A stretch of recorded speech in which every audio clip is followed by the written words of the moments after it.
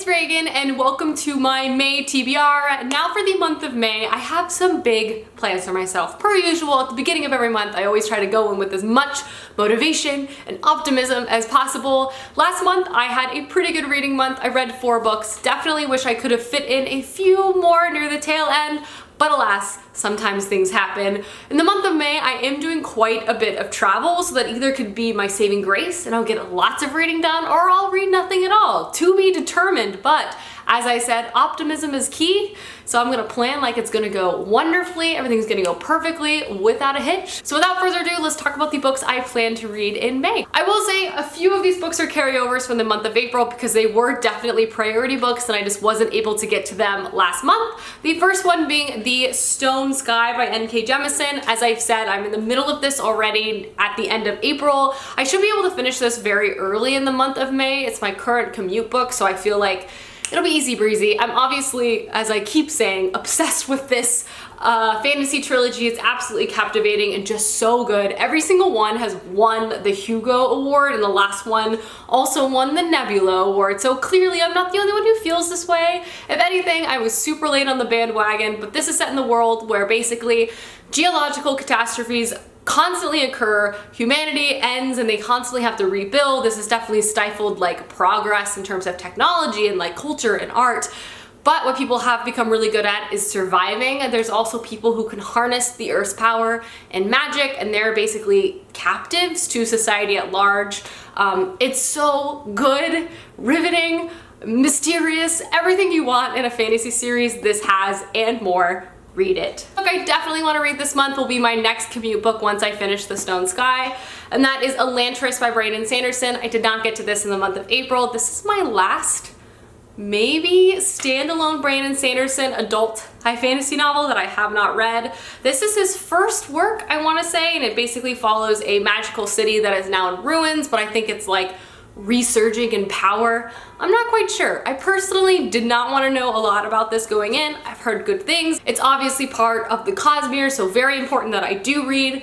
So yeah, definitely gonna read this next on the train in the morning, and I'm very much looking forward to it. I very much miss Brandon Sanderson, and I'm sad that I'm almost out, but I have a lot of his short story collection still left to read, so at least I have that. Next, I have Keeper of the Lost Cities Lodestar. This is another book I wasn't able to get to in the month of April, which made me really sad because I was on a roll with this series. I was reading one every month for the past 4 months, and I just kind of let it slide in April, but no fear, May I will definitely pick up this 5th book. This is a middle grade fantasy series following our main character Sophie, who basically is a young girl who has telepathic abilities, and in the first one finds out that she's actually an elf. She's swept away to this new magical land, goes to magic school. The heart of this book is that you get to see Sophie one grow up, become more comfortable with her powers, but make so many friends, and it's just so sweet. But there's truly a dark mystery at the core of this series as well. So while it has some sweet family and friend moments always throughout it, it definitely deals with a lot of darker plot elements as well.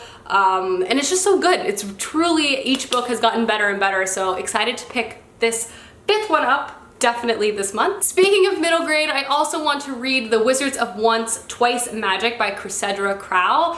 This is the sequel to The Wizards of Once.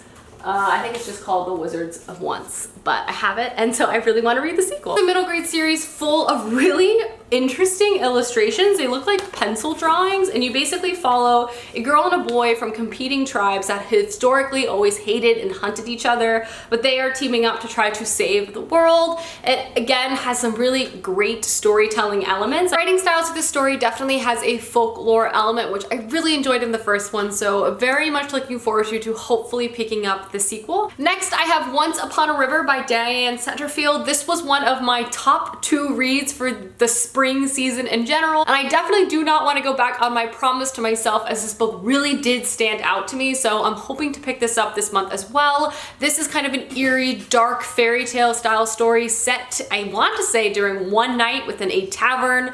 Basically, a young girl disappears and shows up dead or partially alive in this tavern, and everyone's trying to solve the mystery around it.